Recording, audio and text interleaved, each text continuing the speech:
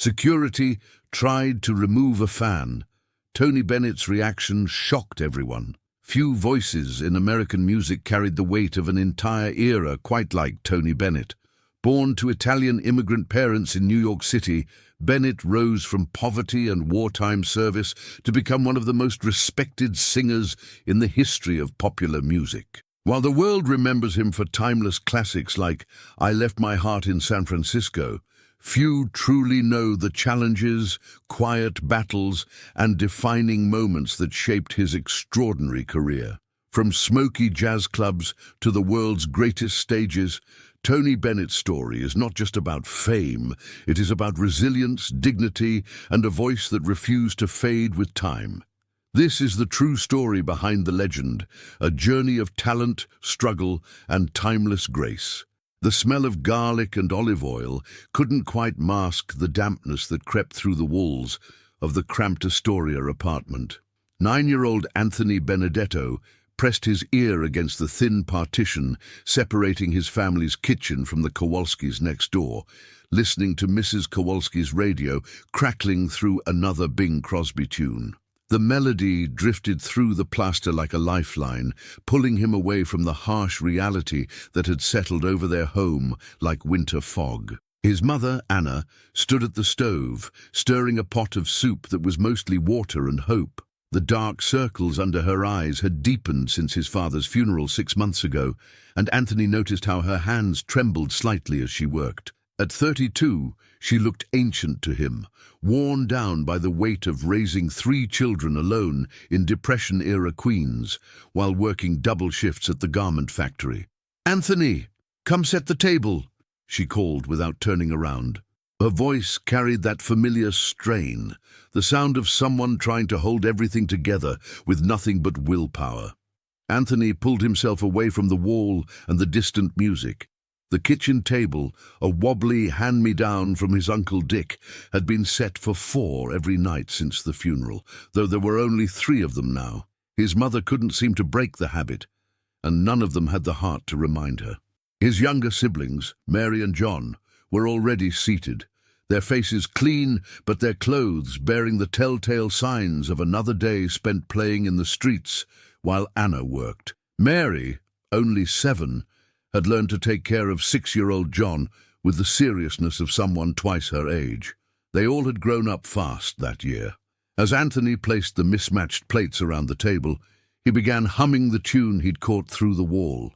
It was something he did unconsciously now, filling the silences that had become too heavy for their small space to bear.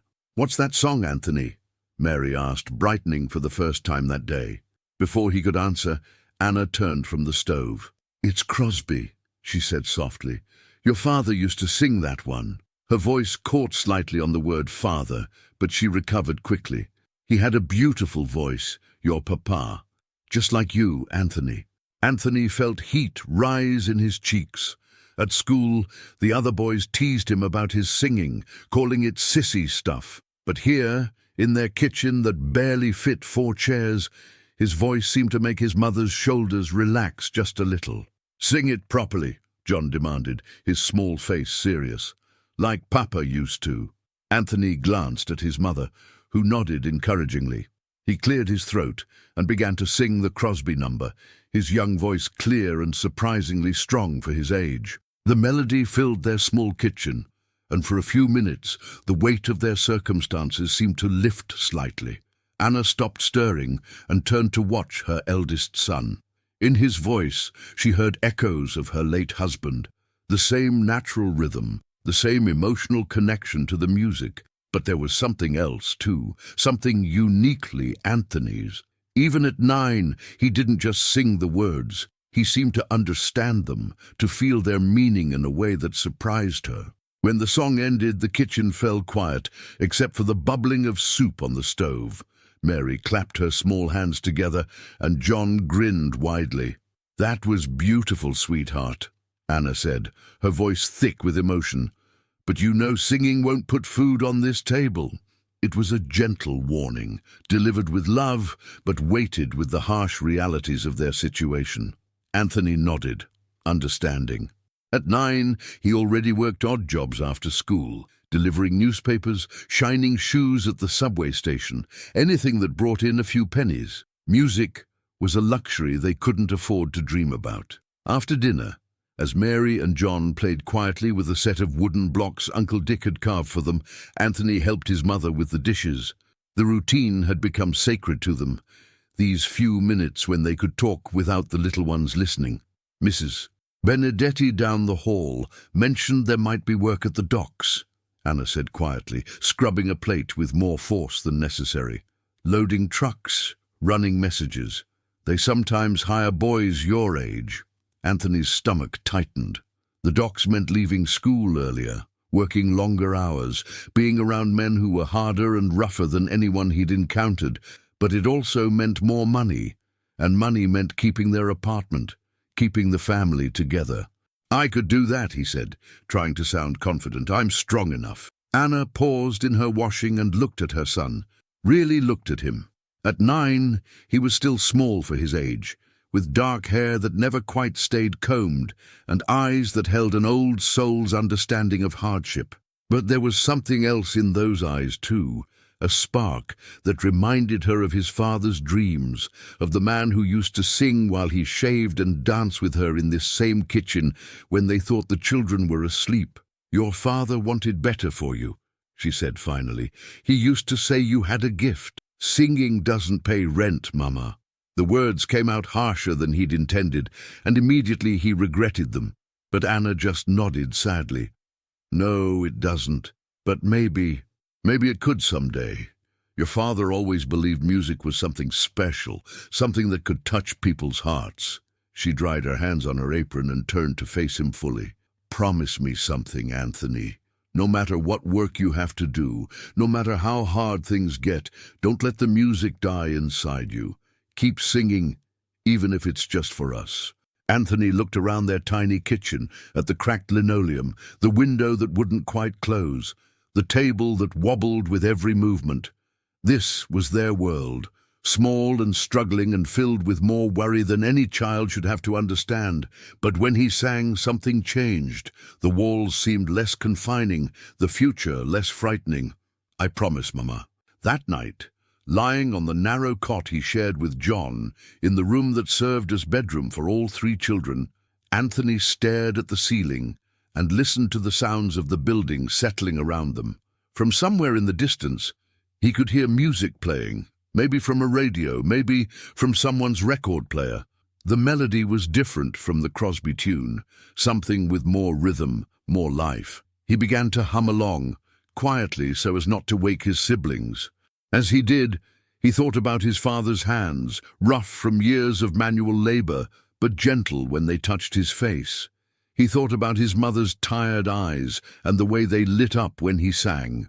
He thought about the promise he'd just made and wondered how he could possibly keep it while doing whatever work would keep their family afloat. But mostly, he thought about the feeling that came over him when he sang, the sense that somewhere in the melody, in the connection between his voice and the emotions the song carried, lay something bigger than their small apartment, bigger than their daily struggles, something that felt like hope.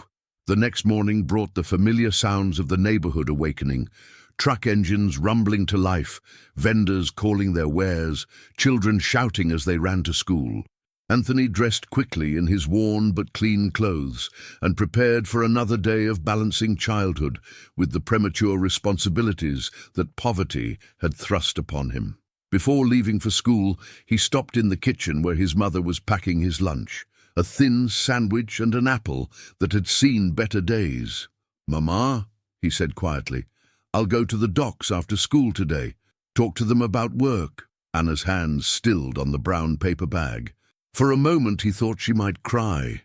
Instead, she reached out and cupped his face in her work-roughened hands. "You're a good boy, Anthony. Your father would be so proud." She paused, then added, "But remember what you promised me." As Anthony walked the familiar streets to school, dodging delivery trucks and stepping around the vendors setting up their stands, he hummed softly to himself. The melody from the night before had stayed with him, weaving itself into the rhythm of his footsteps and the beat of his heart. Other boys his age might have been thinking about baseball or comic books, but Anthony Benedetto was already learning one of life's hardest lessons. Sometimes surviving and dreaming aren't opposite things. Sometimes one feeds the other, keeping both alive when everything else seems impossible. The school building came into view, its brick facade stained with soot from the nearby factories. In a few hours, he would walk out of those doors and head to the docks, taking another step into a world that would demand he grow up faster than any child should. But for now, with music still humming in his throat and his mother's words echoing in his heart, he allowed himself to believe that somehow, some way, both the music and the boy who sang it would survive whatever came next. The Hudson River docks stretched out like a concrete maze of possibility and danger. 17-year-old Anthony Benedetto stood at the entrance to Pier 47, his thin frame dwarfed by the massive cranes and cargo containers that defined this corner of Manhattan.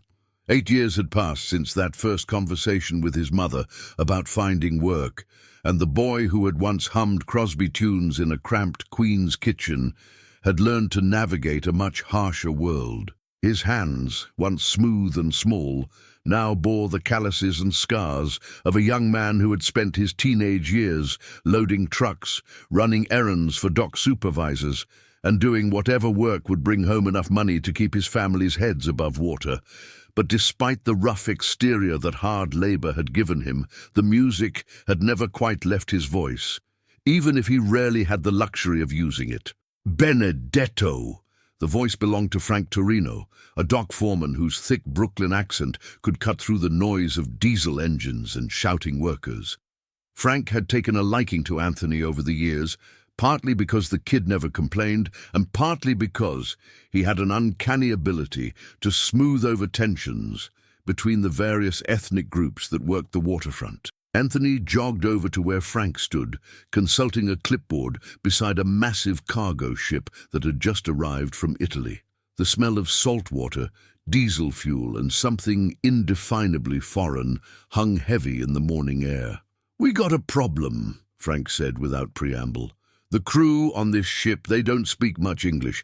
Captain's Italian, most of the workers too. We need someone who can communicate, make sure the cargo gets unloaded right." He looked up from his clipboard and fixed Anthony with a knowing stare. "Your family's Italian, right? You speak any of it?" Anthony's stomach tightened slightly.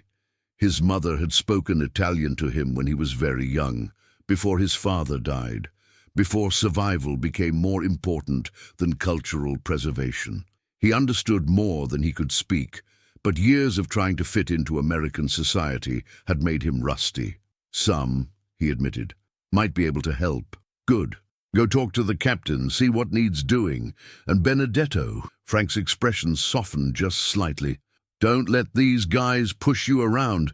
They respect authority over there, but they also respect someone who stands up for themselves." As Anthony walked toward the ship's gangplank, he thought about his mother's stories of the old country, tales of his grandparents' village in Calabria, of family traditions that had been left behind when they sought a better life in America. He had always felt caught between worlds, too American for the old-timers in the neighborhood, too ethnic for the broader society that still looked at Italian surnames with suspicion. The ship's captain was a weathered man in his 50s named Giuseppe Marcelli, whose eyes held the kind of wariness that came from dealing with foreign ports and unfamiliar customs. When Anthony approached and offered a tentative greeting in Italian, the captain's entire demeanor changed. "Finalmente, qualcuno che parla la nostra lingua," the captain said with obvious relief. "Finally, someone who speaks our language." For the next hour, Anthony found himself serving as translator and cultural bridge between the Italian crew and the American dock workers. What surprised him wasn't just how much Italian came back to him as he spoke. It was how natural it felt, as if he were slipping back into a part of himself he had forgotten existed. During a break in the unloading, Captain Marcelli invited Anthony to join him for coffee in the ship's small galley. The space was cramped but clean, filled with the aroma of strong espresso and the lingering scent of the Mediterranean. You have famiglia in Italia? The captain asked, settling his bulk into a chair that creaked under his weight. Anthony shook his head. My grandparents came over when my father was young. He died when I was 9. Marcelli nodded sagely. Ah, la vita dura, hard life. But you speak our language well for someone born here. Your father taught you. My mother, mostly. Before... Anthony paused, unsure how to explain the complexity of trying to preserve culture while surviving in a new world. Before things got difficult. The captain studied him with the intensity of someone who had spent years reading people in ports around the world. You have music in your voice, he said finally.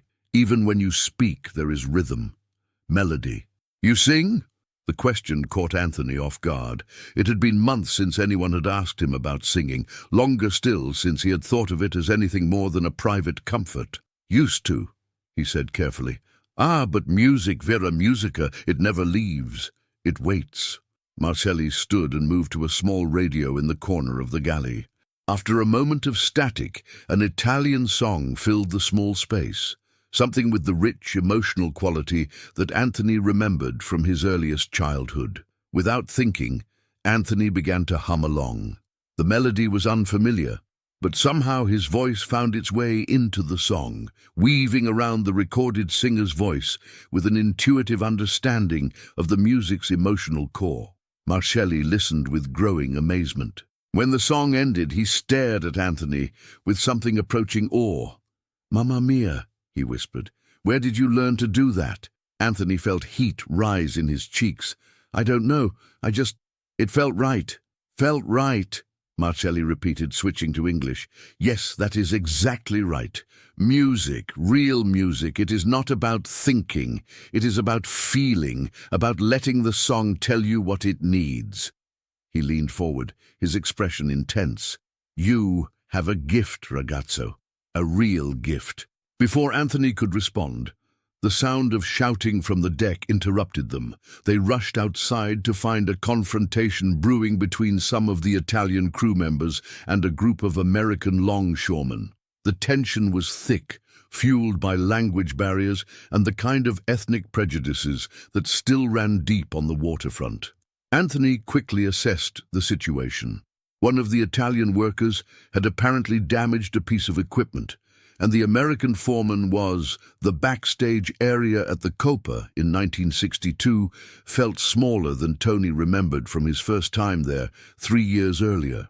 The walls seemed to press closer, heavy with cigarette smoke and the nervous energy of performers waiting their turn. Tony adjusted his bow tie for the 3rd time, watching his reflection in the cracked mirror that had witnessed countless careers rise and fall in this very room.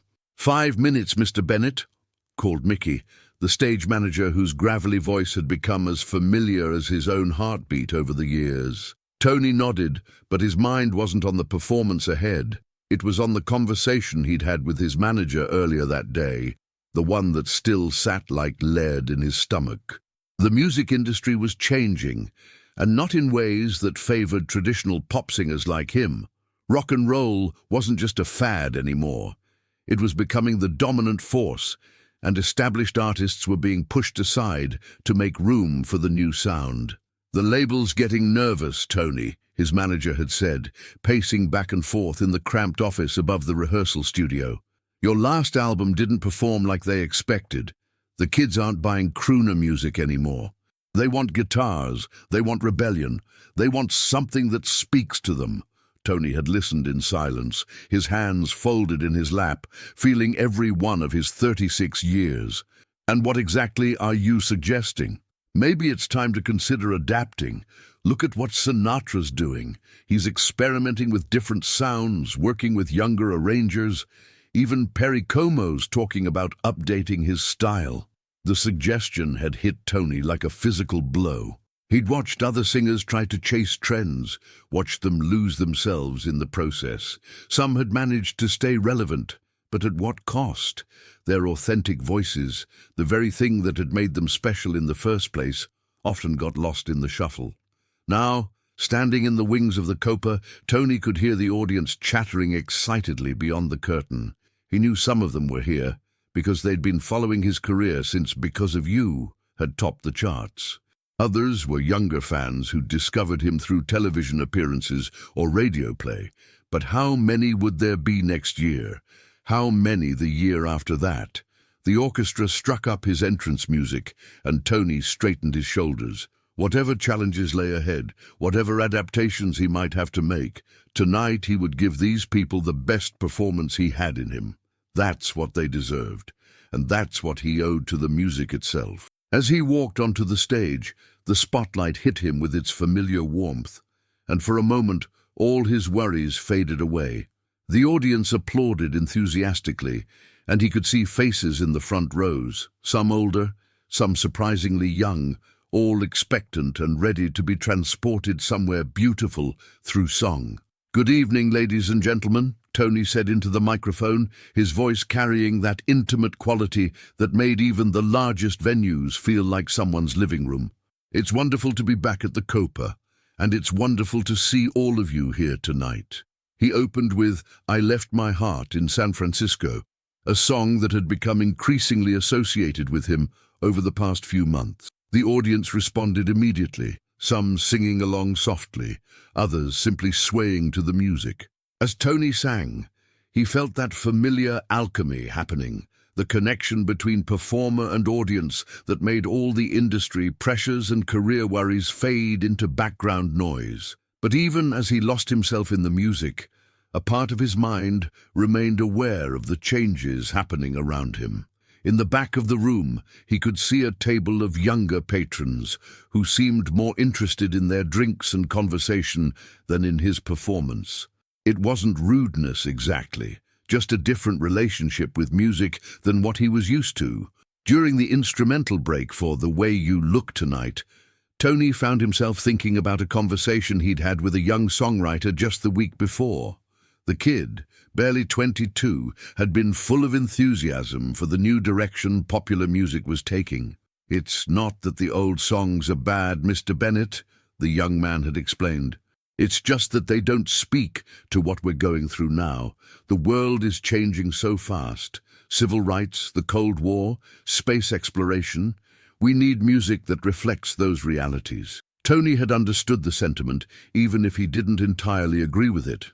Great songs, in his opinion, transcended their time periods. Blue Moon could make someone feel longing, whether they heard it in 1935 or 1962. But he also recognized that each generation needed to find its own voice, its own way of expressing the unique challenges and joys of their era.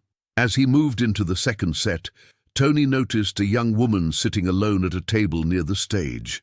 She couldn't have been more than 19 or 20, and unlike some of the younger audience members, she was completely absorbed in the music. Her eyes never left him as he sang, and he could see tears glistening on her cheeks during his rendition of "I Get a Kick Out of You."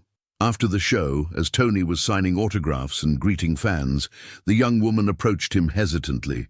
She waited until the crowd had thinned before stepping forward. "Mr. Bennett," she said, her voice soft and uncertain, "I just wanted to thank you for tonight. Your music, it means more to me than I can express." Tony smiled warmly, genuinely touched by her sincerity. "Thank you, sweetheart. That means the world to me. What's your name?" "Sarah. Sarah Collins. I'm a music student at Juilliard, and I've been following your career since I was in high school. My father used to play your records when I was growing up, and they always made me feel like music could be more than just entertainment, like it could be art." Her words hit Tony with unexpected force.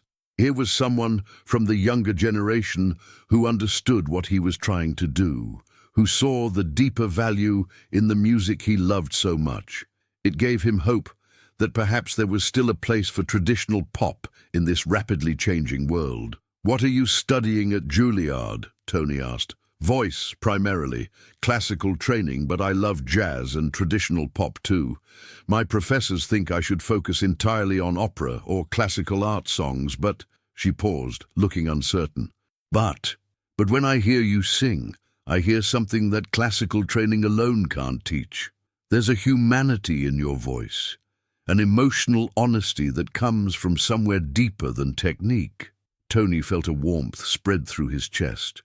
This young woman understood something that many in the industry seemed to be forgetting, that technical perfection meant nothing without emotional truth. The technique is important, he told her.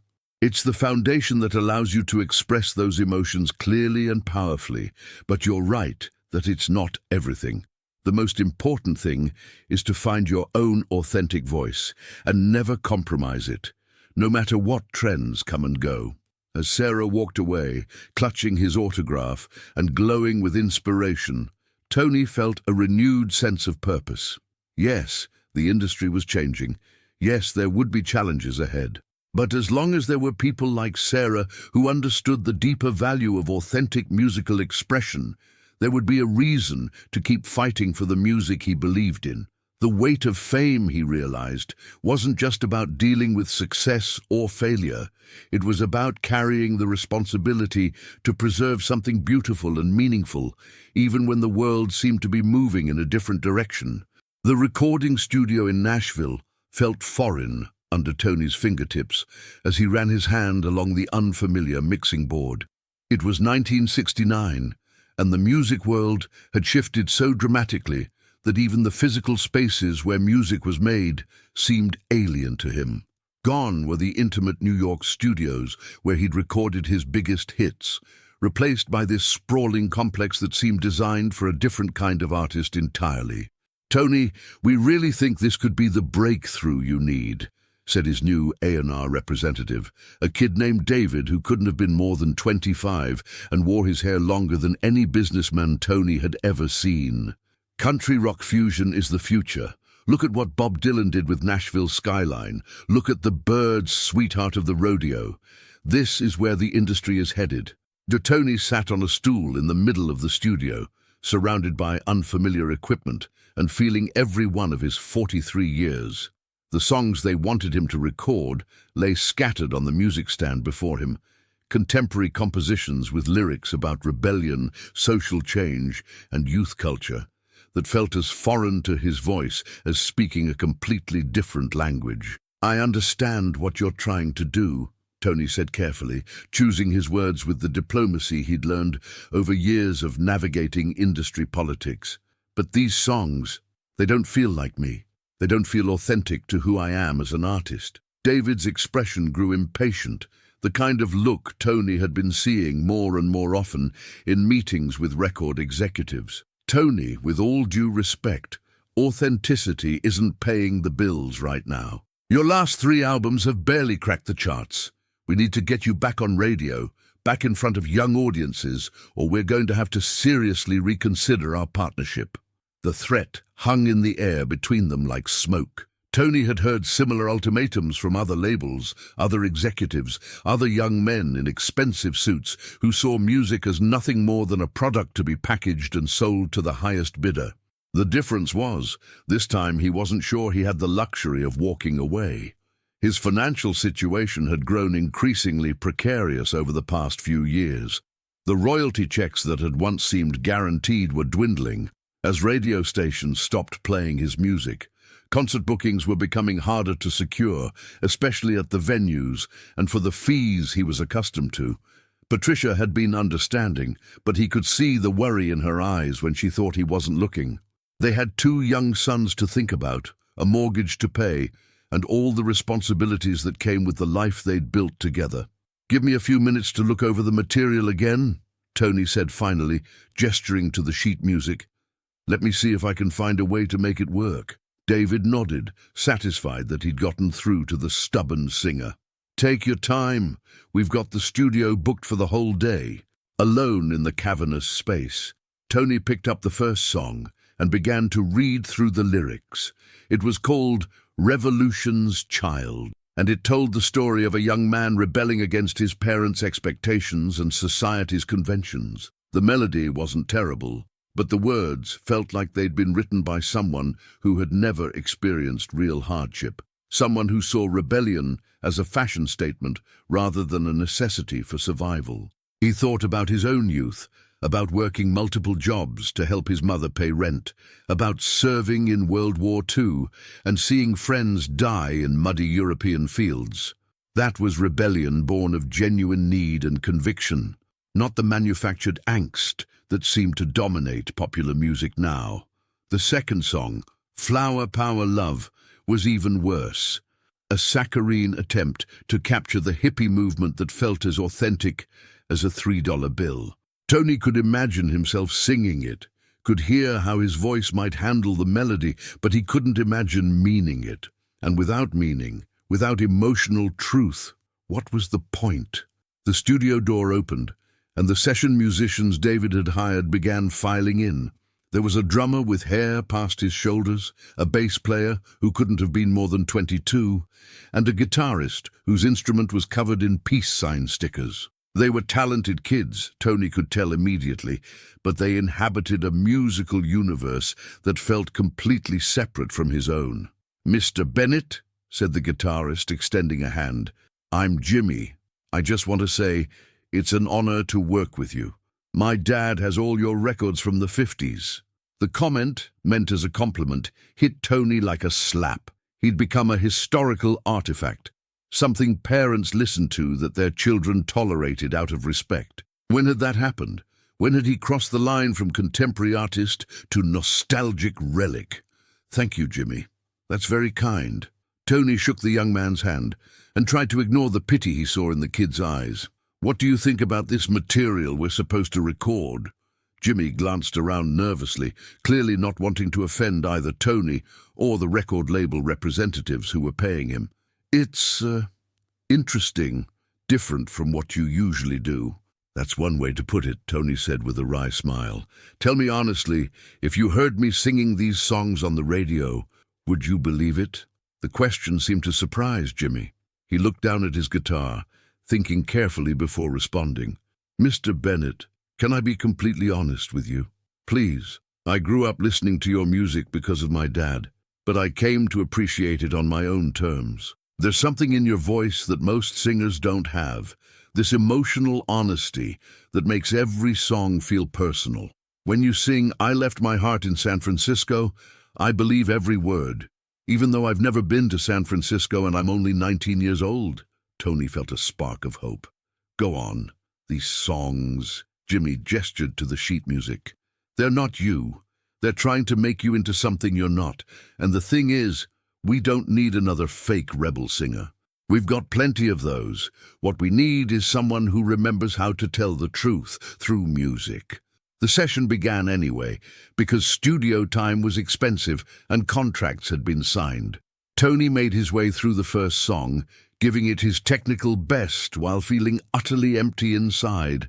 His voice hit every note perfectly, his phrasing was impeccable, but the result sounded like a skilled impersonator rather than Tony Bennett. During a break, he called Patricia from the phone booth outside the studio. The connection was scratchy, but her voice came through clearly. "How's it going, honey?" Tony looked back at the studio through the glass doors, watching the young musicians tune their instruments. "It's not going well, Pat. They want me to become someone else."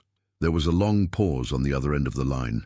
Patricia had been with him through all the ups and downs of his career, had seen him struggle with artistic decisions before.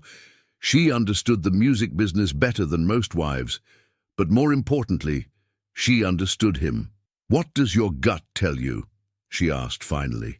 "My gut tells me that if I release this album, I might never find my way back to who I really am as an artist.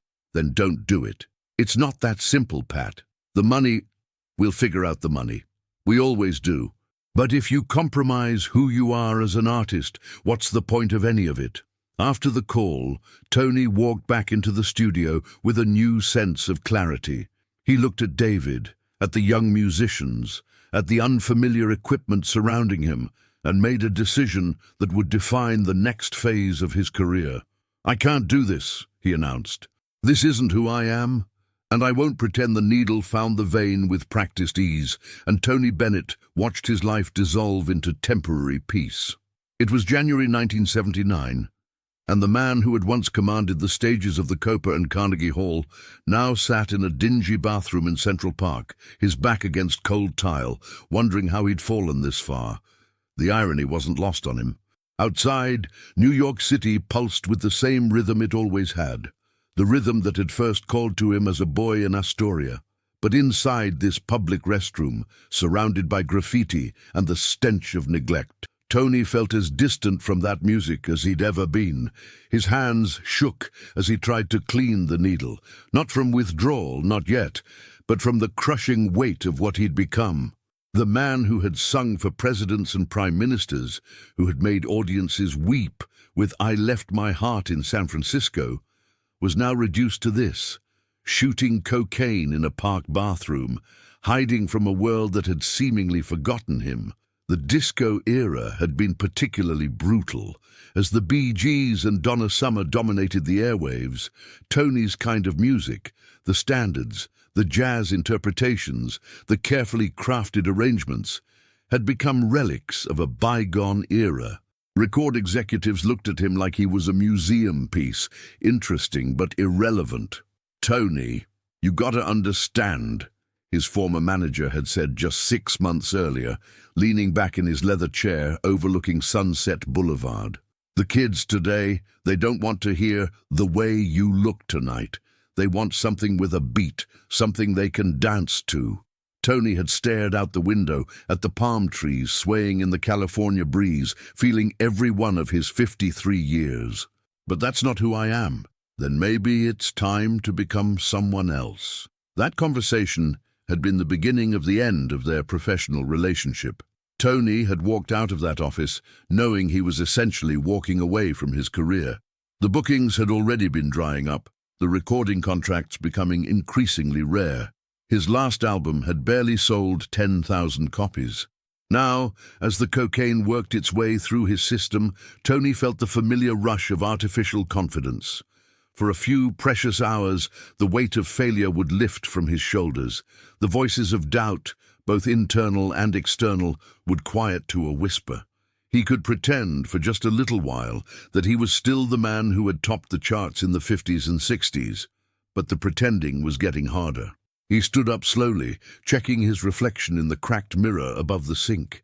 The face that looked back at him was still recognizable as Tony Bennett, but it was weathered now, lined with the stress of financial problems and artistic compromise. His hair, once perfectly styled, hung limp and unwashed. His eyes, which had once sparkled with the joy of performance, looked hollow and distant. The walk back to his apartment on the Upper West Side felt like a journey through his own personal hell. Every street corner held memories of better times. The restaurant where he'd celebrated his first #1 hit. The club where he'd met his second wife. The hotel where he'd stayed when he was too successful to go home to his cramped apartment. Now, he was going home to that same apartment, not by choice, but because it was all he could afford. His financial situation had become desperate. The IRS was breathing down his neck for back taxes he couldn't pay. His accountant had disappeared with what remained of his savings. The few gigs he could still book barely covered his basic expenses, and most of what he earned went to feeding his growing addiction. As he climbed the stairs to his 4th-floor walk-up, Tony could hear Mrs. Rodriguez's television through her thin door.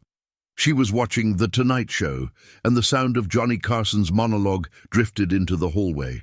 There was a time when Tony had been a regular guest on that show, when Carson would introduce him as one of America's greatest entertainers. Now, Carson probably wouldn't take his calls. Inside his apartment, Tony surveyed the wreckage of his life. Empty bottles lined the kitchen counter. Bills, most of them marked "Final Notice," covered the small dining table. A pile of sheet music sat in the corner, songs he'd been working on for an album that would probably never see the light of day. The silence was overwhelming. This was the apartment of a man who had once been surrounded by music 24 hours a day, rehearsals, recording sessions, live performances. Now the only sound was the hum of the refrigerator and the distant noise of traffic below.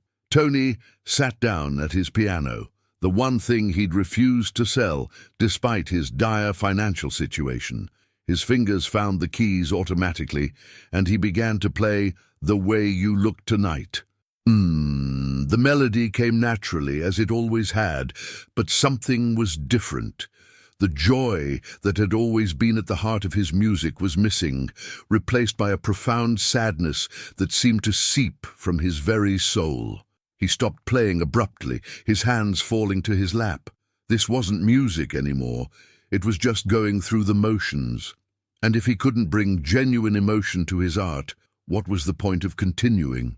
The phone rang, startling him from his dark thoughts. For a moment he considered not answering. These days, phone calls usually brought bad news, cancelled gigs, angry creditors or worse. But something made him pick up the receiver. "Hello? Dad?" It was his son Danny's voice, calling from Los Angeles, where he was trying to make it in the music business. "I've been trying to reach you for days." Tony rubbed his eyes, trying to focus. "Sorry, son. I've been busy." "Busy with what? Dad, are you okay? You sound terrible." The concern in his son's voice cut through Tony's drug-induced haze like a knife. Danny was 26 now, old enough to understand what was happening to his father, old enough to be disappointed by it. "I'm fine," Tony lied. "Just tired." "No, you're not fine. Dad, I've been hearing things.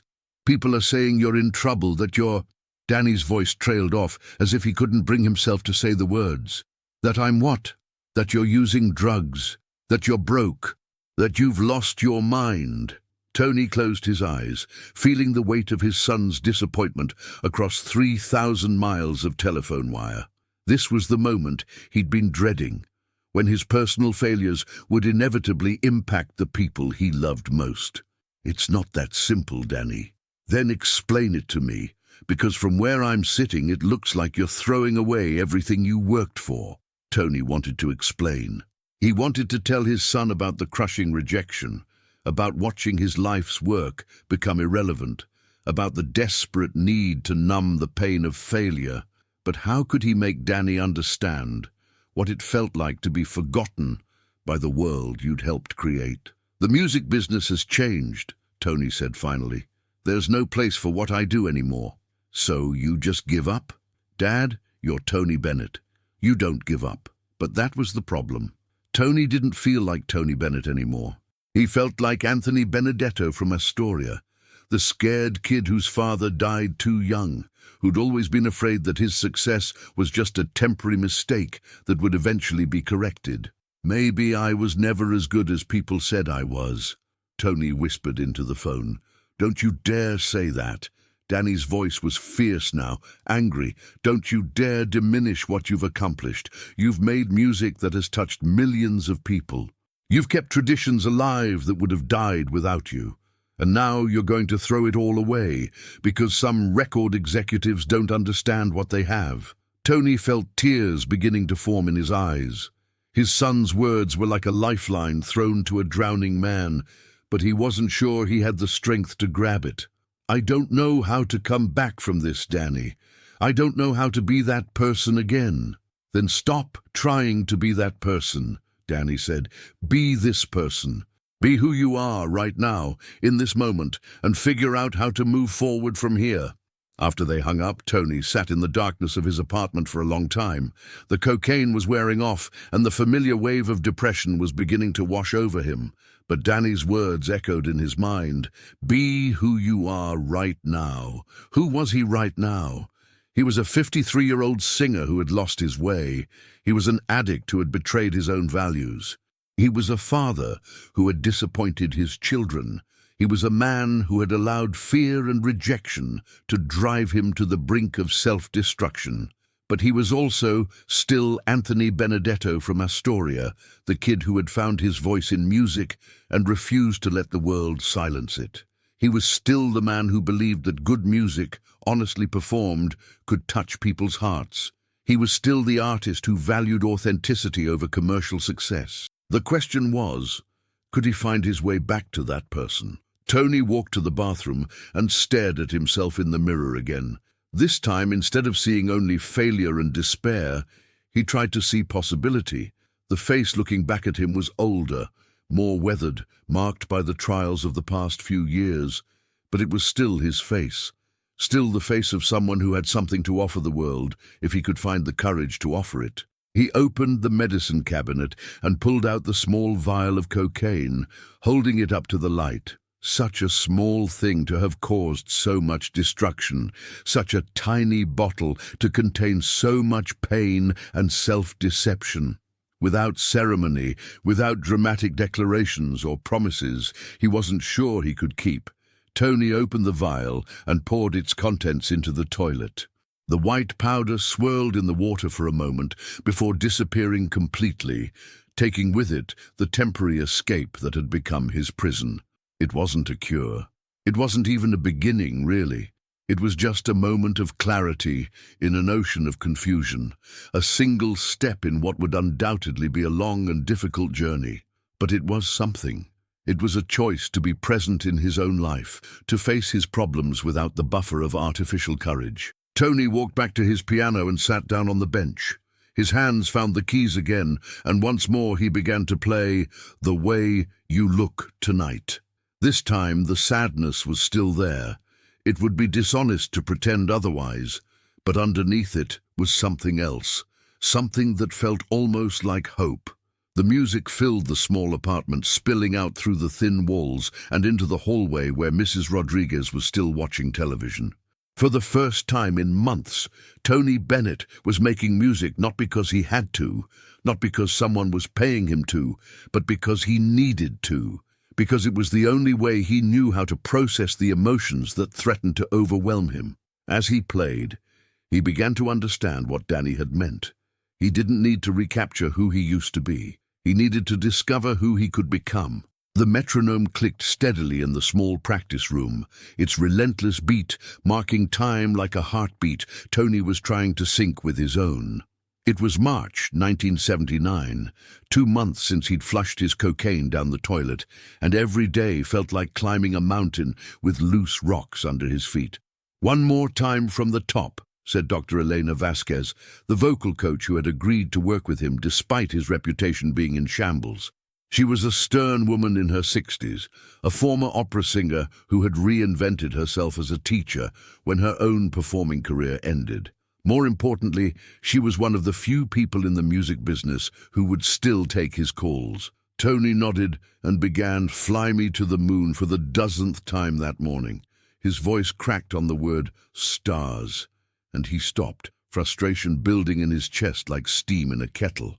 "I can't do it," he said, stepping back from the microphone. "My voice is shot." Dr. Vasquez adjusted her glasses and studied him with the kind of clinical assessment that made him feel like a specimen in a laboratory. "Your voice isn't shot, Mr. Bennett. It's wounded. There's a difference." She walked over to the piano and played a simple scale. "Addiction doesn't just damage your body. It damages your relationship with your instrument. You've been numbing yourself for months, maybe years. You've forgotten how to feel the music, and if you can't feel it, you can't sing it."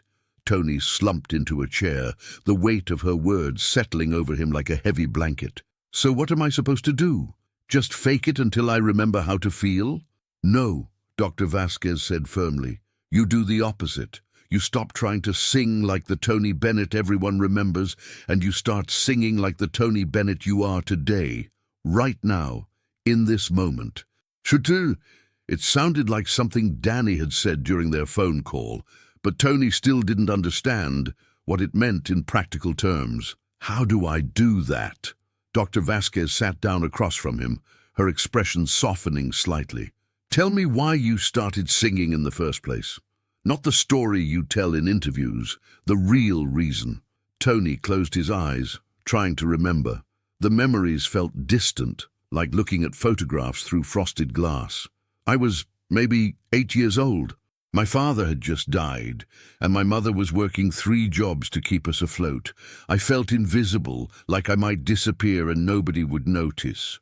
And then I heard Bing Crosby on the radio singing White Christmas. There was something about his voice, the way it seemed to wrap around you like an embrace. I thought if I could sing like that, people would have to pay attention. They'd have to see me." Dr. Vasquez nodded. "So singing was about connection, about being seen and heard." "I suppose it was." "When was the last time you felt that way when you performed?" Tony thought about it, really thought about it. And the answer surprised him. I honestly can't remember. Somewhere along the way, it stopped being about connecting with people and started being about, he paused, searching for the right words, about maintaining an image, about living up to expectations. Whose expectations? Everyone's. The record companies, the critics, the audiences who wanted me to be exactly what I'd always been, even my own expectations. Dr. Vasquez stood up and walked to the window, looking out at the grey March sky.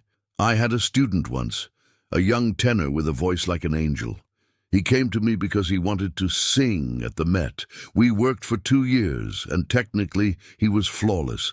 Perfect pitch, perfect technique, perfect control. What happened to him? He got his audition at the Met. Sang Puccini beautifully, every note exactly where it should be. They turned him down. The phone rang at 3:47 a.m. in the small apartment in Astoria, Queens, where Anna Bennett had lived alone since her husband's death 40 years earlier.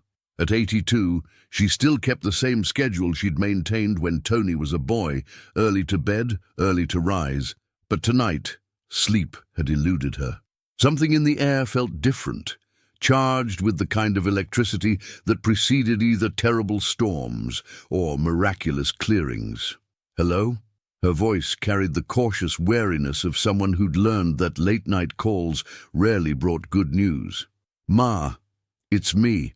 The silence stretched between them across 3,000 miles, from a hotel room in Los Angeles, where Tony sat on the edge of an unmade bed, still wearing yesterday's clothes, to the kitchen where his mother had been sitting with a cup of tea, watching the city wake up through windows that overlooked the same streets where her son had once delivered newspapers and dreamed of stages far beyond anything she could have imagined.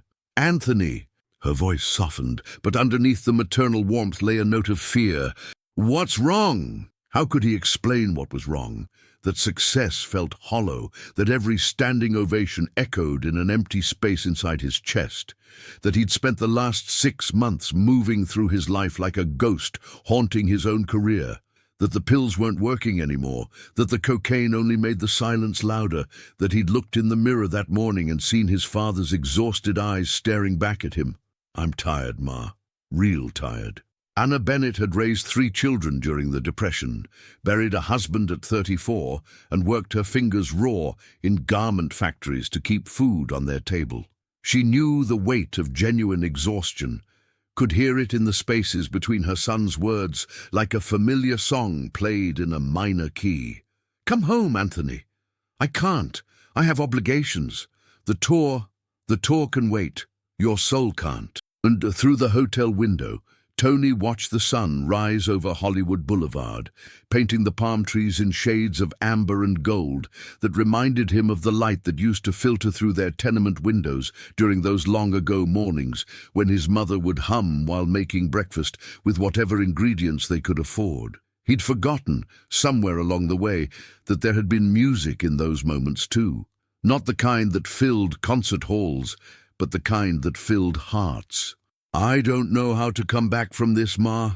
The same way you came back from everything else, one step at a time, one song at a time, one breath at a time. She paused, and he could picture her in the kitchen where she'd dispensed wisdom and bandaged scraped knees, where she'd listened to his first attempts at singing and told him his voice was a gift from God that shouldn't be wasted on sadness. Your father would be proud of what you've accomplished, Anthony, but he'd be heartbroken to see you drowning in it. The tears came then, the first real tears he'd cried in months, maybe years. They fell onto the hotel carpet like rain after a long drought, carrying with them all the accumulated weight of performances that felt like lies, of applause that sounded like accusations, of a life that looked perfect from the outside and felt broken from within. I lost myself somewhere, Ma. I don't know who I am anymore. You're the same boy who used to stand on the fire escape and sing to the whole neighborhood. You're the same young man who came home from the war and decided that beauty was worth fighting for. You're my son, Anthony Dominic Benedetto, and that hasn't changed just because the world learned your name. 3 hours later, Tony stood in the lobby of the Beverly Hills Hotel, his suitcase at his feet, and his manager pacing circles around the marble floor like a caged animal. The conversation had been brief and brutal. Cancelled dates, lost revenue, disappointed promoters, broken contracts. Numbers flew through the air like bullets, each one designed to wound, to make him reconsider, to drag him back into the machine that had been grinding him down, one performance at a time. This is career suicide, Tony. You walk away now. There might not be anything to come back to. Tony looked at his manager, a man who'd made millions from his talent, but had never once asked how he was sleeping, had never noticed the tremor in his hands or the hollow look in his eyes. Success, he realized, had surrounded him with people who cared about his voice but had forgotten he was a human being using it. Then I guess we'll find out what I'm really made of. The flight to New York gave him 6 hours to think, 6 hours to watch America scroll by beneath the clouds like a map of his own journey, from the nightclubs of the Midwest to the recording studios of Nashville to the concert halls of Europe and back again. He'd crisscrossed this country 100 times, carrying songs from one city to another, but he'd never really stopped to consider what he was leaving behind in each place, what pieces of himself he'd scattered across stages from coast to coast. The stewardess recognized him, as they always did, and offered the usual privileges: upgraded meals, complimentary drinks, an extra pillow. He declined them all. For the first time in years, he wanted to travel like a regular person, to sit in a middle seat between strangers who didn't know his name and didn't expect him to be anything other than another passenger trying to get home. The man to his left was reading a paperback novel, something about detectives and dark alleys. The woman to his right was grading papers, high school English from the looks of it, essays about hopes and dreams and futures that stretched ahead like open highways. Tony found himself envying them both. These people with their simple, honest work, their problems that could be solved with effort instead of medication, their lives that belonged to them instead of to audiences and recording executives and the relentless machinery of entertainment. "Excuse me," the woman said, looking up from her papers. "Aren't you Tony Bennett?" He braced himself for the usual request: an autograph, a photo, a story he could tell her friends. Instead, she smiled and returned to her grading. "My mother loves your music. She plays 'I Left My Heart in San Francisco' every Sunday while she makes dinner. Says it reminds her of dancing with my father before the war."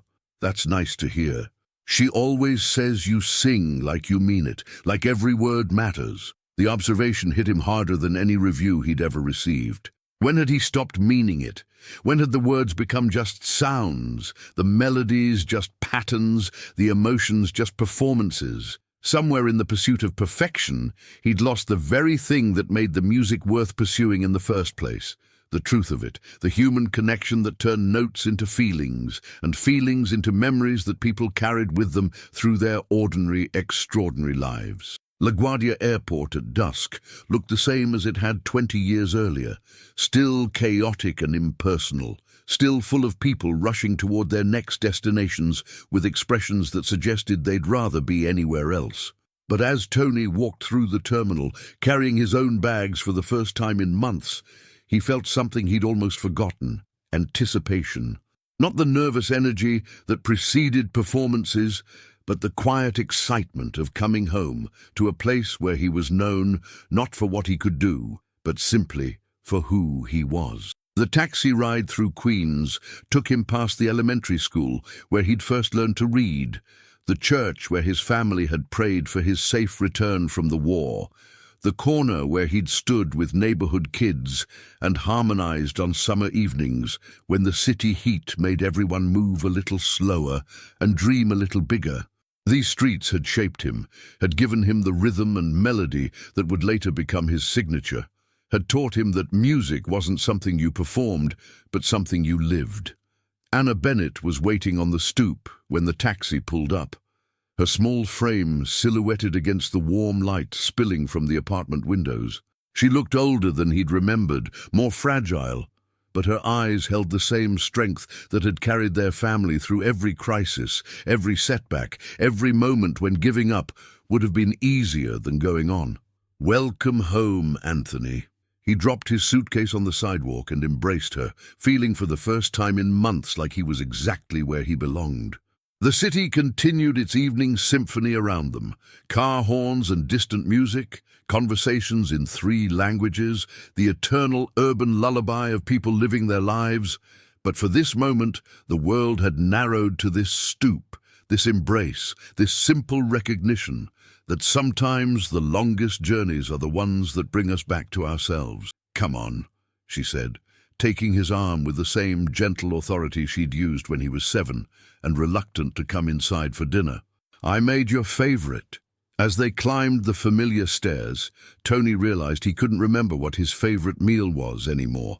That would be the first thing to figure out. Not his favorite song, or his preferred key, or the arrangements that showcased his voice to best advantage, but the simple human preferences that connected him to the boy who'd once sat at this very table and believed that music could save the world, one song at a time. The old upright piano had been in the apartment for as long as Tony could remember, its keys yellowed with age and several notes stuck from decades of humidity and benign neglect.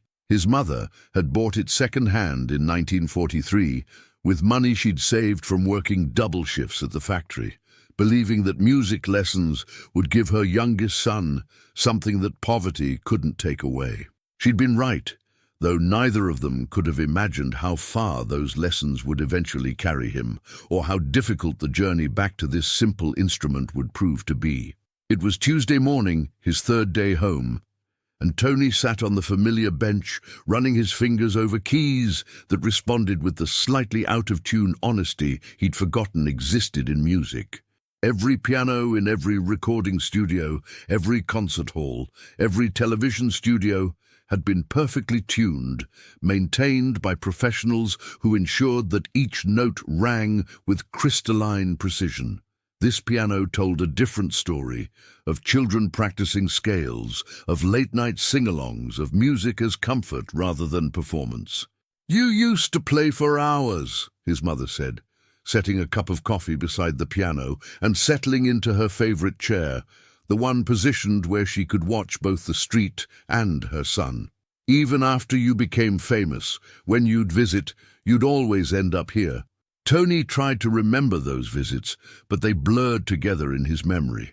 Quick stops between tours, brief holidays interrupted by phone calls from managers and booking agents, conversations cut short by the demands of a career that had gradually consumed every moment of his life. He'd been present in body but absent in spirit, going through the motions of being a son, while his mind remained focused on the next performance, the next recording session, the next opportunity to prove himself worthy of the success that never quite felt secure. "Play something," she said. "I don't know if I remember how, not really." It was an honest confession. For years, music had been mediated by producers and arrangers, by backup musicians and sound engineers, by all the apparatus of professional entertainment. He'd begun to think of his voice as separate from himself, as an instrument that happened to live in his body rather than an expression of his soul. The idea of sitting alone at a piano and simply playing, not for an audience, not for a recording, not for any reason other than the joy of making music, felt both foreign and frightening. "Start with something simple," Anna suggested. "Something you sang before you knew it was supposed to be difficult." His fingers found the opening chords to Blue Moon, a song he'd learned as a teenager by listening to records and figuring out the melody by ear. No sheet music, no vocal coach, no arrangement, just him and the song, and the belief that music was a conversation between the singer and the universe. The first verse came out rusty, uncertain, but by the second verse something clicked. The song wasn't about hitting perfect notes or demonstrating technique, it was about loneliness and hope, about the way love could transform even the darkest nights into something beautiful. "There he is," his mother said softly. "There's my Anthony." Over the following days, Tony established a routine that felt both revolutionary and ancient. He woke early, had coffee with his mother while she read him stories from the neighborhood newspaper, then spent hours at the piano rediscovering songs he'd performed thousands of times, but had somehow stopped really hearing. Without the pressure of perfection, without the knowledge that every note was being recorded or judged, he began to remember why he'd fallen in love with music in the first place. "The Way You Look Tonight" became a conversation with his younger self, the soldier who'd returned from Europe with shrapnel in his leg and songs in his heart, who'd believed that beauty could overcome any darkness. "I've Got You Under My Skin" transformed from a showcase for vocal gymnastics into an exploration of obsession and desire, of the way love could burrow so deep into a person's soul that it became indistinguishable from their own heartbeat. The breakthrough came on a rainy Thursday afternoon when he was working through "Fly Me to the Moon."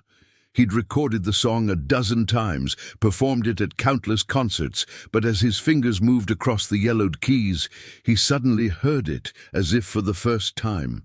It wasn't about space travel or romantic fantasy. It was about the fundamental human desire to transcend limitation, to reach beyond the boundaries of the possible and touch something infinite. "In other words," he sang, his voice cracking slightly on the high note, "hold my hand." The vulnerability in his own voice surprised him. For years he'd trained himself to hide any imperfection, to smooth over the rough edges that might betray his humanity. But this crack, this moment of honest emotion, contained more truth than all his polished performances combined. It was the sound of a human being reaching across the void, asking for connection, admitting need. That evening, Anna found him still at the piano, playing the same song over and over, each repetition revealing new layers of meaning. "You know," she said, settling into her chair with a cup of tea, "when you were little, you used to sing that song to comfort yourself. After your father died, when the nightmares would wake you up, you'd hum it until you fell back asleep." "I don't remember that. You were only 10. But music was how you made sense of things that were too big to understand. Loss, love, hope. You'd find songs that could hold those feelings when you were too small to carry them yourself." The observation unlocked something in Tony's memory. Not specific moments, but a feeling. The sense that songs were friends, companions who understood what it meant to be human in a world that often felt too harsh or too strange or too lonely to bear alone. Before music became his profession, it had been his salvation, a language for experiences that couldn't be expressed in ordinary words. "What happened to that boy?" he asked. "He got famous," Anna replied with the matter-of-fact wisdom that had guided her through 8 decades of living. "Fame isn't evil, Anthony, but it's like a strong medicine. Too much of it can poison the very thing it's supposed to heal." Indeed, the Sahara Hotel's main showroom buzzed with anticipation on a crisp October evening in 1986. 7 years had passed since Tony Bennett's near-fatal overdose, and tonight marked his first major Las Vegas engagement since his comeback began. The venue, with its plush red velvet seats and golden chandeliers, represented everything he had once lost: prestige, respect, and the unwavering attention of an audience that hung on every note. Backstage, Tony adjusted his bow tie with hands that no longer trembled. The mirror reflected a man transformed, not just by sobriety but by purpose. At 60, his voice had gained a weathered richness that spoke of survival rather than mere technique. The desperate hunger in his eyes had been replaced by something deeper: gratitude. Tony Bennett, now 33, and bearing the confident air of a seasoned manager, paced behind his father with controlled energy. "The Times critic is out there," he said, checking his watch. "Rolling Stone sent someone too. This isn't just about tonight, Pop. This is about proving you're back for good." Tony turned from the mirror, his expression serene. "I never left, son. I just got lost for a while." The relationship between father and son had evolved into something neither had expected, a partnership built on mutual respect and shared vision. Danny had taken over management duties 3 years earlier, implementing a strategy that seemed counterintuitive to industry veterans. Instead of chasing contemporary trends, they would double down on the Great American Songbook, positioning Tony not as a nostalgic act, but as the keeper of an essential American art form. "You remember what we talked about," Danny continued, his voice carrying the weight of their carefully laid plans. "The recording contract with Columbia is contingent on how tonight goes. We get this right, and we can start recording the album that's going to change everything." Tony nodded, but his mind was already elsewhere, settling into the meditative space he'd learned to inhabit before every performance. The pre-show ritual had become sacred, a moment of connection with something larger than himself, an acknowledgement of the gift he'd been given and nearly thrown away. A knock interrupted the silence. "5 minutes, Mr. Bennett." As they walked toward the stage, Tony could hear the murmur of conversation from the audience, a sound that had once filled him with terror during his darkest period, when every performance felt like an audition for his own relevance. Now it sounded like coming home. The curtain rose to reveal an intimate setup: piano, bass, drums, and a single microphone stand center stage. No elaborate staging, no costume changes, just the pure connection between artist and audience that had been the foundation of his artistry long before fame complicated everything. "Ladies and gentlemen," the announcer's voice cut through the darkness, "please welcome back to Las Vegas the Tony Bennett." The applause was warm but cautious, the kind reserved for a performer whose current standing remained uncertain. Tony stepped into the spotlight, acknowledging the crowd with a slight bow that conveyed both humility and confidence. He surveyed the room with the practiced eye of a veteran performer, noting the mixture of long-time fans and curious newcomers, industry professionals with notebooks, and couples celebrating special occasions. "It's good to be here," he said simply, his voice carrying clearly through the room without amplification. "It's good to be anywhere, actually." A ripple of knowing laughter suggested that many in the audience were aware of his recent struggles. Tony smiled, unfazed by the implicit acknowledgement of his fall from grace. If anything, his openness about the journey made him more, not less, compelling. The opening notes of "I Left My Heart in San Francisco" filled the room, and something magical began to happen. Tony's voice, matured by hardship and refined by renewed dedication, transformed the familiar song into something fresh and urgent. Each phrase carried the weight of lived experience, not just the romantic longing of the lyrics, but the deeper yearning of a man who had lost everything and found his way back. By the second song, "The Way You Look Tonight," the audience had shifted from polite attention to genuine engagement. The tentative applause grew stronger, more enthusiastic. Tony could feel the energy in the room changing, the invisible connection that separated a good performance from a transcendent one beginning to form. But it was during "Fly Me to the Moon" that the evening truly transformed. Tony had reimagined the Sinatra standard, slowing the tempo and emphasizing the song's underlying vulnerability. As he reached the bridge, his voice soaring on the line, "In other words, hold my hand," a woman in the third row began to cry. She wasn't alone. Throughout the room, Tony could see faces responding not just to his technical skill, but to the emotional honesty he brought to each phrase. This was what he had learned during his years in the wilderness. That technique without truth was merely craftsmanship, but truth supported by technique could touch souls. The set continued with a carefully curated selection of standards, each chosen not for its popularity, but for its potential to reveal something essential about the human experience. "I've Got the World on a String" became a meditation on resilience. "The Good Life" carried the weight of hard-won wisdom about what truly matters. "Body and Soul" transformed into a prayer of gratitude for second chances. As the evening progressed, Tony noticed something he hadn't experienced in years. The audience wasn't just listening, they were participating in a shared emotional journey.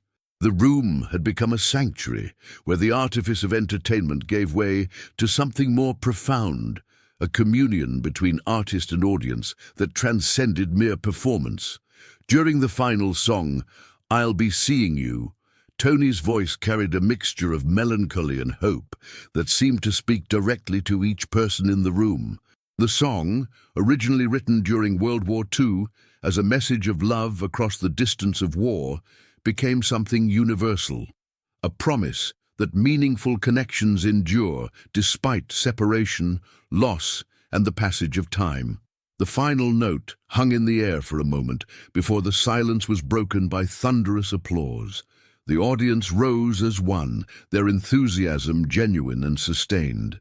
Tony stood at the microphone, visibly moved by the response, his hand over his heart in a gesture of gratitude that had become his signature. As the curtain fell, Tony Bennett waited in the wings, with tears in his eyes. The transformation he had witnessed over the past hour went beyond a successful performance. It was the resurrection of an artist who had not just survived his demons, but had been refined by them. "That's the album we're going to make," Tony said, as his father reached the wings. "Every song, that level of connection. That's how we show the world that this music isn't nostalgic. It's eternal."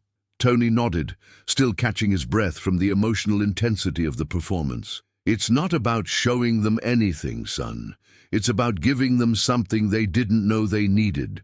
The reviews would be unanimous in their praise, with critics noting not just Bennett's technical skill, but his newfound emotional depth. The Columbia Records contract would be signed within the week. But Tony knew that the real victory had been simpler and more profound. For 90 minutes, he had remembered who he truly was and had shared that truth with a room full of strangers who had become, through the alchemy of authentic artistry, something like family.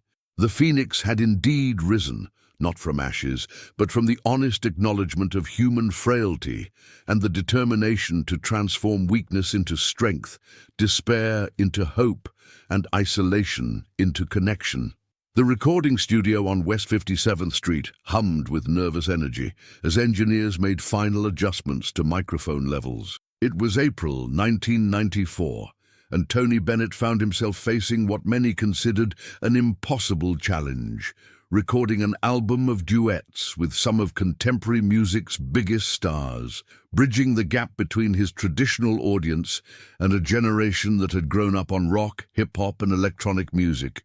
The project, titled MTV Unplugged Tony Bennett, had emerged from an unlikely conversation between Tony Bennett and MTV executives who were struggling to expand their acoustic series beyond its typical rock and alternative offerings. The idea seemed counterintuitive, placing a 67-year-old crooner in a format designed for edgy young artists.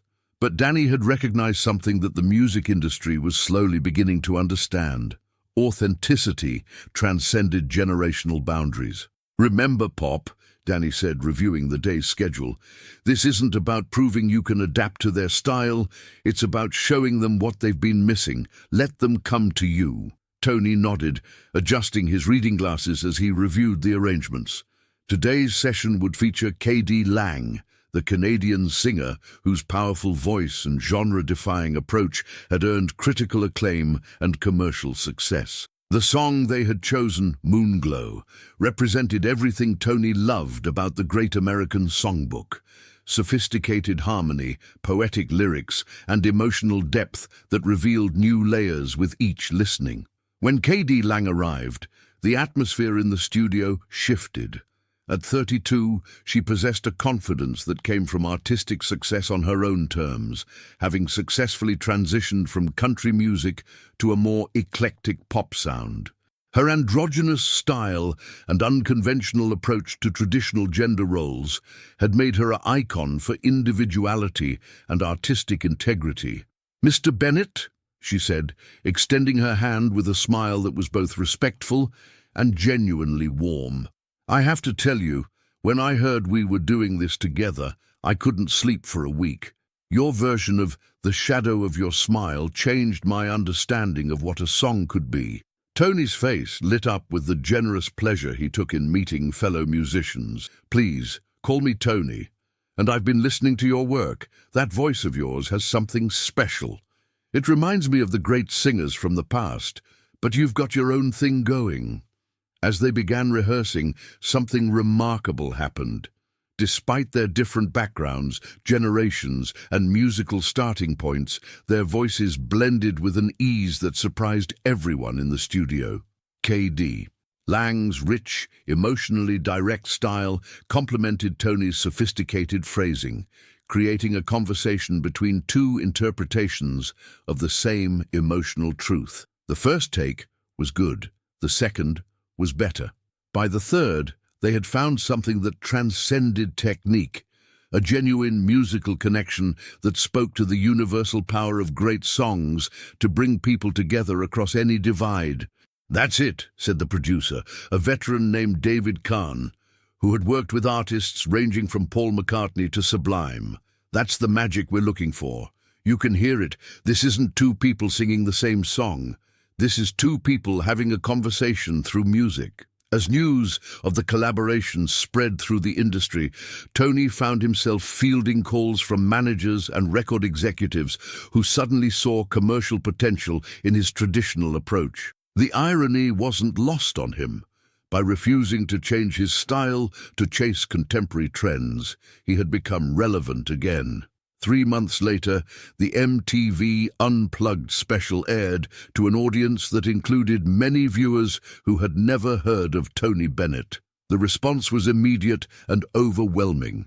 Young music fans, accustomed to the flashy production and manufactured emotion of much contemporary pop music, found themselves captivated by the raw honesty and technical excellence of Tony's performance. The album, featuring collaborations with Elvis Costello, Natalie Cole and others, would go on to win a Grammy Award and reach platinum sales, numbers that many traditional jazz and pop albums hadn't achieved in decades. But the real victory was cultural.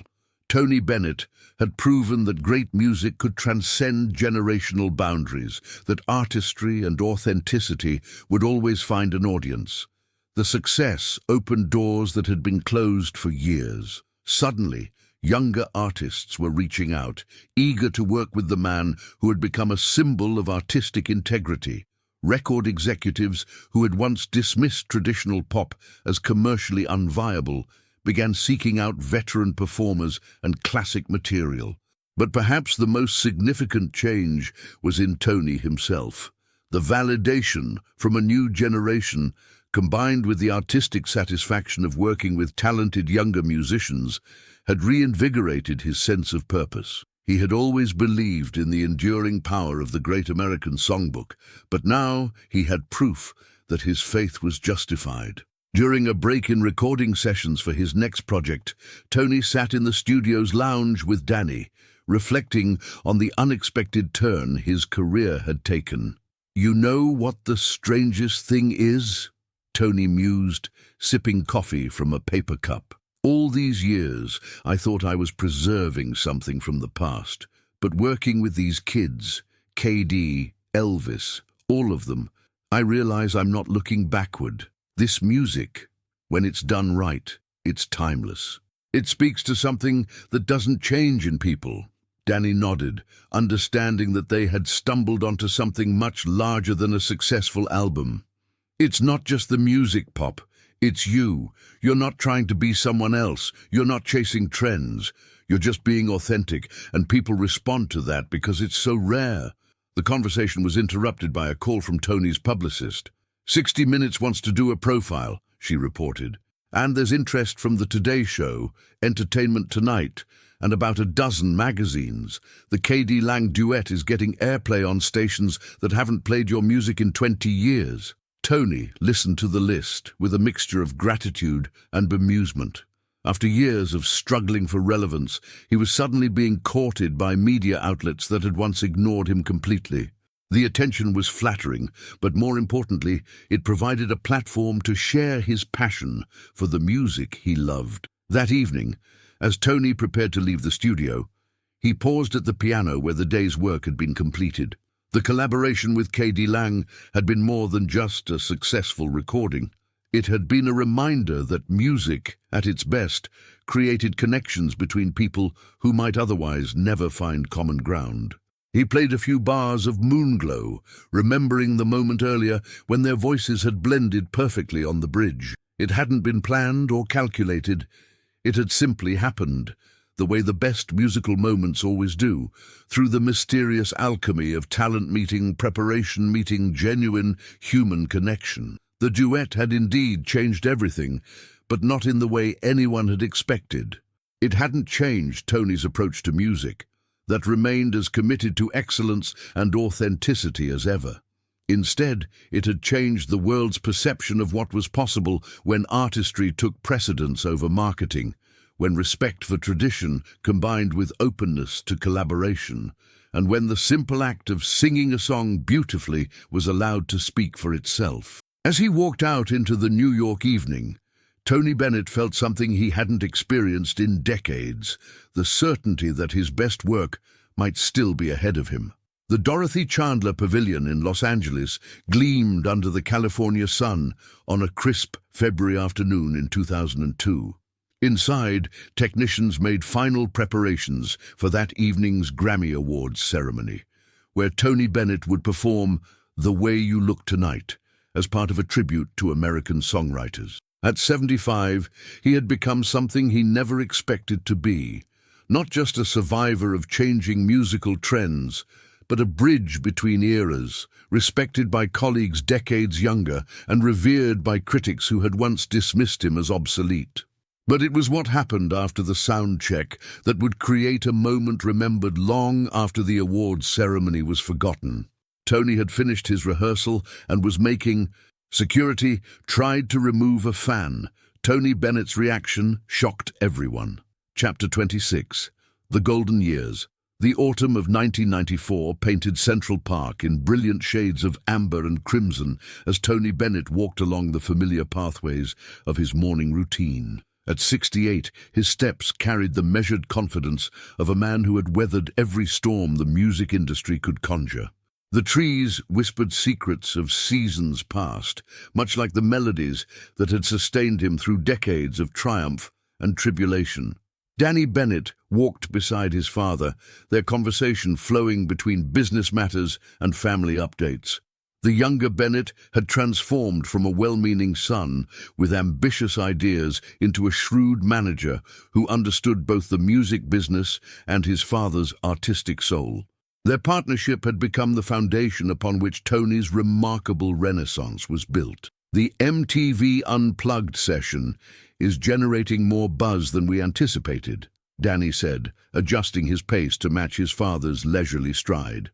The network executives are calling it one of their most successful music specials. Tony paused near the Bethesda fountain, watching early morning joggers and dog walkers begin their daily routines. The city that had shaped his voice continued to inspire him, even after all these years. "It feels good to reach younger audiences again," he replied, his voice carrying the warmth that had made him beloved across generations. "But what matters most is that we didn't compromise the music to do it." The MTV Unplugged album, recorded earlier that year, had introduced Tony Bennett to an entirely new generation of music lovers. Songs like The Lady is a Tramp and Fly Me to the Moon found fresh ears among teenagers and college students who had never heard authentic jazz standards performed with such emotional depth. The album would go on to win 2 Grammy Awards, cementing Tony's status as an artist whose appeal transcended age and musical trends. As they continued their walk, Tony reflected on the journey that had brought him to this moment. The dark days of addiction and financial ruin seemed like another lifetime, though the lessons learned during those difficult years remained vivid in his memory. Every performance now carried the weight of gratitude for second chances and the responsibility to honor the music that had saved his life. "Susan wants to know if you're available for dinner Sunday," Danny mentioned, referring to his wife. "The kids have been asking when Grandpa Tony is coming over again." A smile crossed Tony's weathered features. Family had always been his anchor, even during the storms that had nearly destroyed everything else. His children and grandchildren represented hope for the future, living proof that love and perseverance could overcome any obstacle. "Tell her I'll bring dessert," he said. "There's a bakery in Little Italy that makes cannoli just like my mother used to get." The mention of his mother brought a familiar pang of loss mixed with profound gratitude. Tony Bennett had lived to see her son's comeback, witnessing his return to the stages where he belonged. Her final years had been filled with pride as she watched Tony reclaim his place in American music.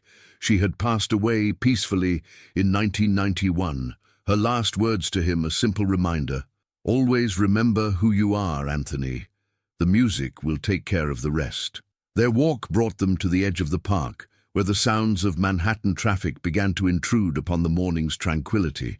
Tony had learned to find music in the city's chaos, hearing rhythm in footsteps and melody in the blend of voices that made New York unique. Every street corner held memories, every familiar building a chapter in the ongoing story of his life. "I've been thinking about the new album," Tony said as they headed toward the subway station.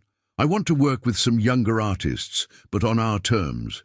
Duets that showcase the beauty of the songs, not gimmicky collaborations designed to chase radio play." Danny nodded, understanding his father's vision. The success of recent projects had opened doors to work with contemporary artists, but Tony remained committed to preserving the integrity of the Great American Songbook. He saw these potential collaborations as opportunities to bridge generational gaps while introducing timeless music to new audiences. The subway ride downtown provided a few moments of anonymity, though Tony noticed the occasional double takes from fellow passengers. Fame had returned to his life, but in a more manageable form than the frenetic celebrity of his early career.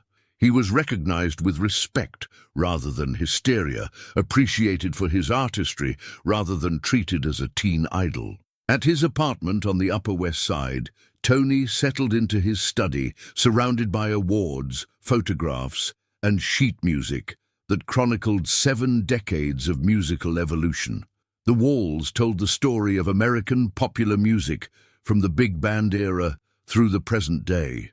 He felt like a curator of cultural history, responsible for preserving and sharing the musical treasures that might otherwise be forgotten. The phone rang with news that would add another chapter to his remarkable story. Ralph Sharon, his longtime pianist and musical director, was calling with details about an upcoming performance at Radio City Music Hall. The venue held special significance for Tony, representing the pinnacle of New York entertainment and a stage where he had performed countless memorable shows. "The audience response to ticket sales has been overwhelming," Ralph reported. "They're talking about adding additional dates." Tony felt the familiar thrill that preceded every major performance, the mixture of anticipation and responsibility that had never diminished despite thousands of previous shows. Each audience represented a new opportunity to share the music he loved, to create moments of connection that might last a lifetime for those in attendance. As afternoon faded into evening, Tony prepared for a small dinner party with close friends and fellow musicians. These gatherings had become treasured occasions where stories were shared, music was made spontaneously, and the bonds of friendship strengthened the artistic community that sustained them all. The evening's conversation ranged from technical discussions about phrasing and interpretation to broader reflections on music's power to heal and inspire. Tony found himself thinking about the fan who had changed his life during that difficult period in Las Vegas, wondering where she was now and hoping that music continued to provide comfort during her own journey. The backstage area at Lincoln Center's Avery Fisher Hall hummed with the controlled energy that preceded every major performance. It was May 15th, 1998, and Tony Bennett was preparing for what many critics were calling the concert event of the season. At 71, he moved through his pre-show routine with the precision of a master craftsman, each ritual refined by decades of experience. His dressing room reflected the elegant simplicity that had become his trademark. Fresh flowers arranged by Susan, his daughter-in-law, provided a splash of color against the neutral walls. Sheet music lay spread across the piano, marked with notes and adjustments made during rehearsals. The set list represented a carefully curated journey through the Great American Songbook, each song chosen for its emotional resonance and musical beauty. Tony Bennett reviewed the evening's logistics with the venue's production manager, ensuring that every detail met their exacting standards. The sound system had been fine-tuned to showcase Tony's voice, without overwhelming the subtle interplay between singer and orchestra. Lighting designs created intimate moments within the grandeur of the concert hall, allowing 3,000 audience members to feel as though they were sharing a private musical conversation. 5 minutes, Mr. Bennett, the stage manager announced through the dressing room intercom. Tony straightened his bow tie and took a final look in the mirror. The face that looked back at him bore the lines of experience and wisdom earned through triumph and struggle. His eyes still held the spark of excitement that had driven him from those early days, singing in Queen's nightclubs, to this moment on one of America's most prestigious stages. As he walked toward the stage, Tony could hear the audience's anticipatory murmur filtering through the heavy curtains. The sound always reminded him of ocean waves, a constant rhythm that would soon focus into rapt attention. He had learned to read audiences like musical scores, sensing their mood and adjusting his performance accordingly. The orchestra, under Ralph Sharon's direction, was already in place. These musicians had become extended family over the years, understanding Tony's style so intuitively that communication often happened through subtle glances and gestures. They shared his commitment to musical excellence and his respect for the songs they were privileged to perform. The lights dimmed and the familiar hush fell over the audience. Tony stepped into the golden circle of the spotlight, feeling the immediate connection that made live performance irreplaceable. The opening notes of "I've Got the World on a String" filled the hall, and he began to sing with the confidence of a man who had found his true voice. The first set unfolded like a perfectly orchestrated conversation between artist and audience. "The Way You Look Tonight" drew appreciative sighs from couples holding hands in the darkness. "I Left My Heart in San Francisco" brought the audience to their feet in spontaneous applause. Each song was delivered with the emotional honesty that had become Tony's signature, transforming familiar melodies into fresh revelations of human experience. During the intermission, Tony returned to his dressing room energized rather than fatigued. The audience's enthusiasm had lifted his performance to heights that still surprised him after all these years. He sipped herbal tea and reviewed the second set with Ralph, making small adjustments based on the evening's flow. It was then that he noticed the commotion in the hallway. Raised voices and urgent conversations suggested something unusual was happening. Danny appeared in the doorway, his expression mixing concern with confusion.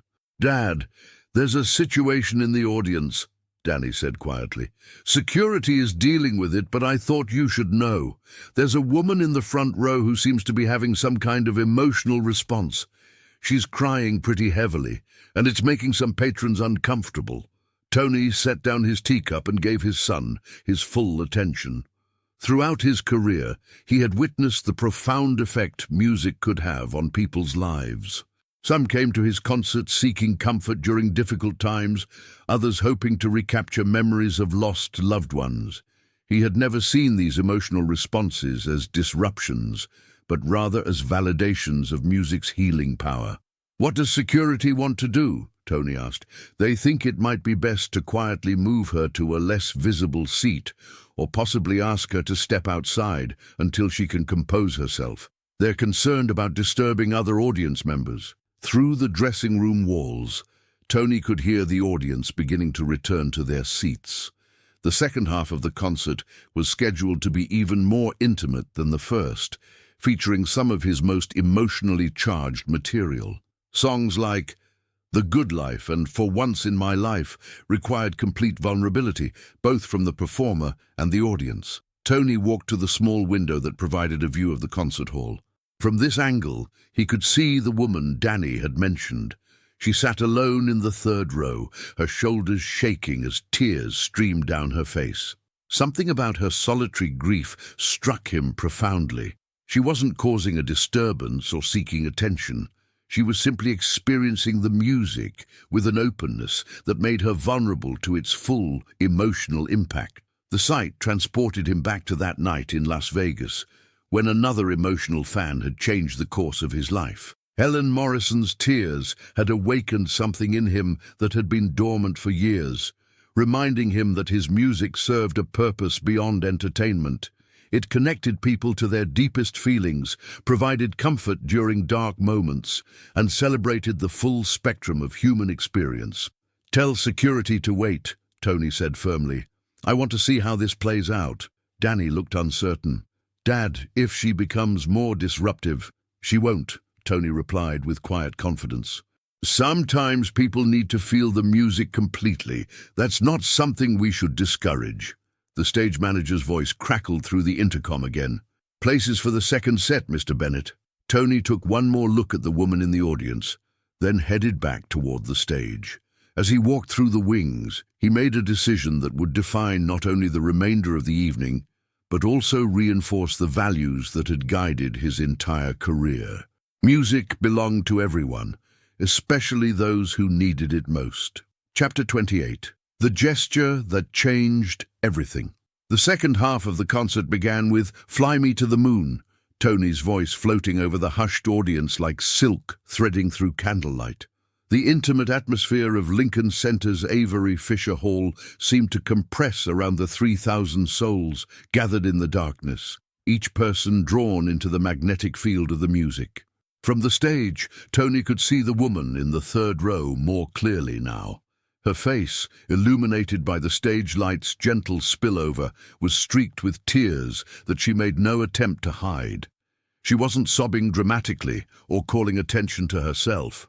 Rather, she appeared to be experiencing the music with a raw honesty that most people kept carefully guarded. As Tony transitioned into the good life, he noticed movement in his peripheral vision. Two security guards were making their way down the aisle, their black uniforms creating shadows against the warm lighting. They moved with practiced discretion, but their intent was clear. The woman had been marked as a disruption that needed to be managed. The irony wasn't lost on Tony. Here was someone experiencing his music exactly as it was meant to be experienced, with complete emotional openness, and the venue's protocol demanded her removal for the comfort of others. He continued singing, but part of his attention remained fixed on the unfolding situation in the audience.